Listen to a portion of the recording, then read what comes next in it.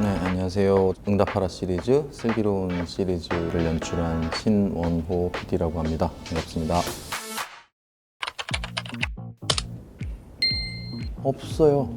그런 공식을 누가 알면 저도 뭐 돈 주고라도 사고 싶은데 매번 새롭고 고민스럽고 한 게 시청자들의 마음이라서 그래서 제가 입버릇처럼 이번에 망할 것 같아라고 반은 사실 진심인 게 정말 모르겠어요. 그래서 매번 최선을 다하고 그저 열심히 할 따름입니다. 그게 아마 이우정 작가랑 제가 갖고 있는 소망? 그냥 저희 드라마 보시면서 저 좋은 마음들 사이에 나도 좋은 마음으로 같이 끼고 싶다라는 생각이 시청자분들이 드신다면 저희는 사실 그걸로 만족하는 사람들이라서 좀 더 독하고 막 무시무시하고 막 이제 이런 드라마들 많잖아요. 근데 그 중에 이렇게 좀 따뜻하고 좋은 사람들로 가득한 드라마 뭐 한 편쯤 있어도 엣지 있지 않을까 싶은 생각으로 드라마 만들고 있습니다. 전 기본적으로 굉장히 쪼잔하고 소심한 사람이거든요. 그러니까 다 보여요. 그 작은 것들이 못 견디게 보이는데 저는 그렇게 안 하면 좀 아플 스타일이라서 이건 그냥 제 성격대로 그냥 그렇게 가는 것 같아요.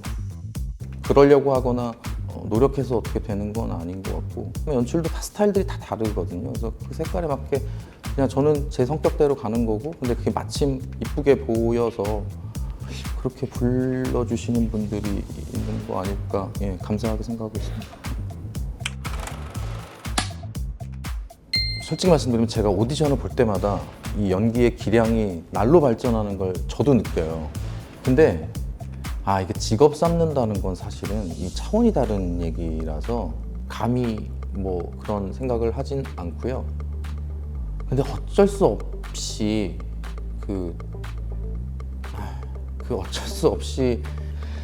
어쩔 수 없는 상황에서 해야죠. 뭐 그냥 저의 요만한 인지도, 저의 캐릭터가 필요해서 대본에 녹인다면 그게 도움이 된다면 시청자분들은 좀 거슬리시겠지만 곧 보실 수 있을 겁니다.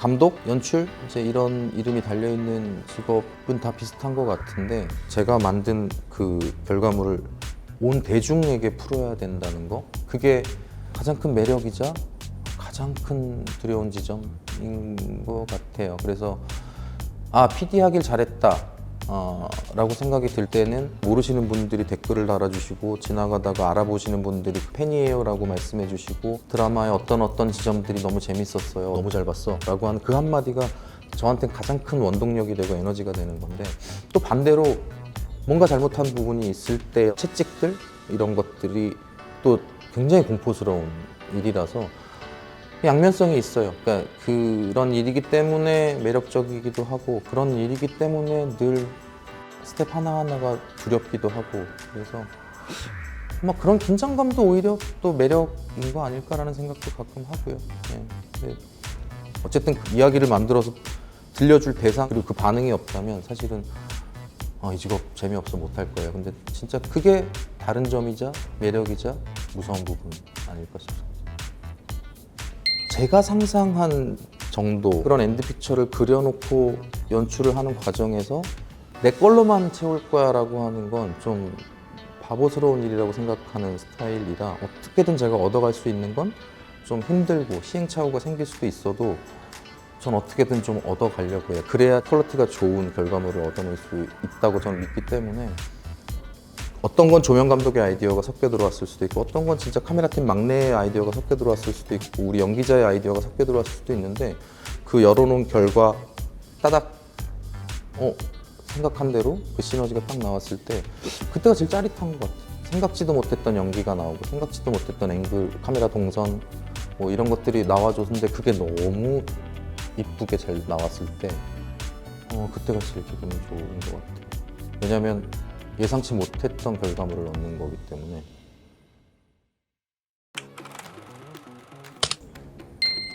제가 처음에는 사비 같다고 생각했거든요. 김사비입니다. 의대도 1등이고 국가고시도 1등이라서요. 재수없게 들리겠지만 조연출 때부터 되게 잘했어요. 칭찬을 많이 받고 사비 같았나 보다라고 생각을 했는데 요즘에 옛날에 제 실수담들이 계속 생각나는 거예요. 이 드라마를 보면서. 뭐 이를테면 제가 입사하고 한 달, 두 달쯤 됐을 때 출장이라는 걸 처음 가는데 테이프가 모자랄 것 같으니까 가서 테이프 한 박스만 더 갖고 올래? 그러시더라고요. 그래서 빨리 뛰쳐 올라가서 문 열고 찾았는데 30분짜리 테이프가 들어가는 거거든요. 그 ENG에는. 근데 그 옆에 이만한 큰 90분짜리, 120분짜리 셋 테이프들이 있더라고요. 그래서 혹시 모자랄지 모르니까 30분짜리 테이프 말고 90분, 120분짜리를 들고 가자 해서 큰 걸 이렇게 해서 들고 갔어요. 한 박스를. 근데 그 표정이 너무 기억나는데 너털 웃음 지으시면서 이건 카메라에 안 들어가, 은혜야 그러시는. 근데 지금 생각하면 너무 어이없는데 그때는 30분보다는 120분이 낫지 않나, 단순하게 그렇게만 생각을 했던 거죠. 그래서 그런 실수담들이 요즘 제 방송 보면서 문득문득 생각이 나더라고요. 그래서 나는 별 탈 없이, 별 사고 없이 꽤 잘 해냈다고 생각을 사실은 다들 많이들 할 거예요. 지나고 나면. 사실 그때 보면 이런 자잘자잘한 실수들, 어처구니 없는 어떤 그 행동들, 이런 것들을 많이 했었을 텐데 그 선배님들이 너털 웃음으로 그냥 웃어주고 조금 한마디 하시는 정도, 그렇게 따뜻한 손으로 봐주셨으니까 제가 꽤 그럴듯한, 그래도 나쁘지 않은 PD가 될 수 있지 않았을까라는 생각? 나는 그런 어른이 되고 있나라는 사실 반성도 하게 되고. 처음에는 혹시나 주객이 전도되면 어떡하나라는 생각. 저희 주인공은 전공의 친구들이어야 하는데 본말이 전도되면 어떡하나라는 사실 고민이 있어서 이걸 미리 밝혀야 되는가에 대한 고민이 많았거든요, 저희끼리도. 근데 또 뒤집어 생각하니까 캡틴 아메리카 시리즈에 스파이더맨이 나왔다고 해서 스파이더맨의 영화가 되는 건 또 그러니까 오히려 그걸 봐서 반갑고, 왜 아이언맨은 안 나와? 라고 하는 어떤 그런 아쉬움도 있으실 것 같고, 그래서 이 기본은 우리 이야기가 탄탄하기 때문에 걱정을 안 해도 되겠다라는 생각이 요즘 들어요. 그래서 다 말씀드리면 구구주 나오고요. 생각나실 만한 주요 캐릭터들은 웬만하면 다 등장을 하실 거예요. 그리고 못 나온 친구들한테 밥을 사야 될 것 같다는 생각이 들 정도로 다들 너무 열심히 해줬고 못 나와서 아쉬워해줬고, 그래서 너무 고마워요, 진짜. 그 계속 압박을 지속적으로 받고 있긴 한데, 심지어 첫 주 방송 나가고 은진이가 카톡이 와서 그냥 아우 재밌게 봤어요 이런 건 줄 알았는데, 아니 그게 아니고 그냥 자기는 추미나가 너무 좋은데 추미나 또 보게 해달라는 거죠. 저희도 이걸 외면하기가 힘들어서 계속 저 마음 한켠에는 사실 계속 품고 있어요. 이게 언제가 될지, 그리고 실제 그게 현실화 될지 이거는 사실 저희도 알 수 없는 일이지만 어쨌든 계속 부담감은 갖고 있다는 거를 알아주시면 좋겠습니다. 마음은 다 압니다, 팬들 마음. 제가 봐도 가장 어떻게 보면 TVN스러운 작품이 응답하라 1997이었어요. 그러니까 그 기존의 어떤 것들과 요만한 차별성? 그게 아마 TVN스러움 아닐까 싶어요. 그러니까 그 시작은 저한테, 이우정 작가한테 드라마를 맡긴 거. 그냥 일생을 예능만 해오던 친구들이 드라마를 해볼게요 라고 했을 때 그걸 흔쾌히 들어준 그 포인트에서 TVN스러움이 생겼다고 생각하거든요. 어쨌든 그 포인트는 결코 잘 만들어서가 아니라 모르는 놈들이 다르게 만들었기 때문에 거기서 변별력이 생겼던 거고, 그게 사랑받을 수 있는 가장 큰 이유였다고 생각해요. 그래서 그게 어떻게 보면 TVN스러움의 가장 핵심 아닐까? 그러니까 안 하는 시도를, 혹은 기존의 관습으로는 하지 말아야 될 시도들을 기꺼이 하는 그 자체가 TVN스러움의 시작 아닐까 싶습니다. 이렇게 스피치를 할 자리가 있을 때 유일하게 진심으로 하는 얘기가 꿈에 대한 스트레스를 좀 안 받았으면 좋겠다. 대한민국은 좀 유난히 또 그 꿈을 직업에 한정 짓는 경향이 있잖아요. 장래 희망이라고 하는 건 장래에 나는 행복한 어른이 될 거야 라고 해도 될 건데, 그게 보통은 다 직업을 이야기하는 거, 또 선호하는 직업들이 또 몰리게 돼 있잖아요, 많이. 그래서 꿈을 갖지 않은 사람들은 좀 한심하게 생각을 하는 경향들도 있고 스스로도 자괴감을 갖기도 하고, 그래서 저는 늘 드리는 말씀이지만 꿈 좋죠. 꿈은 너무 좋은 가치이고 내 인생을 풍성하게 만들어주고 방향성을 제시해주고 너무 중요한 가치인 건 맞는데, 그 꿈이 꼭 거창한 어떤 직업에 관한 거일 필요는 없을 것 같아요. 그러니까 이를테면 PD가 되고 싶어요. 근데 PD가 되기만 하는 건 의미 없잖아요. 좋은 PD가 되는 게 사실 의미 있는 거니까 그냥 무엇이 되고 싶어요. 근데 그게 못 됐을 때 좌절하지 않고 사셨으면 좋겠다라는 게 이제 제 살아온 바에 의거한 진심 어린 조언입니다.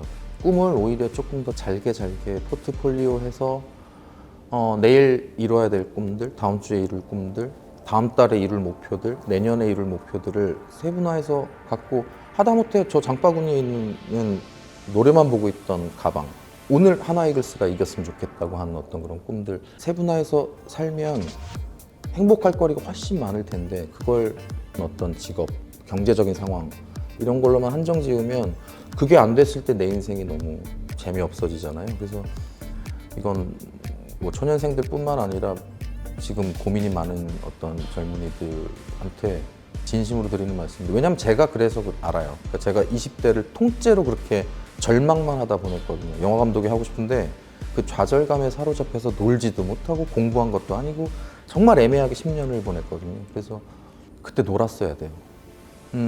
꿈 꾸시고 열심히 노력하시고 근데 안 돼도 괜찮아요. 다른 꿈들 갖고 있으면 되잖아요. 그냥 자잘하고 소소한 어떤 꿈들, 그리고 그것을 이뤘을 때 어떤 즐거움들, 결국 사는 건 그거 아닐까 싶어요. 그러니까 좀 더 많이 즐거운 사람이 이기는 거예요.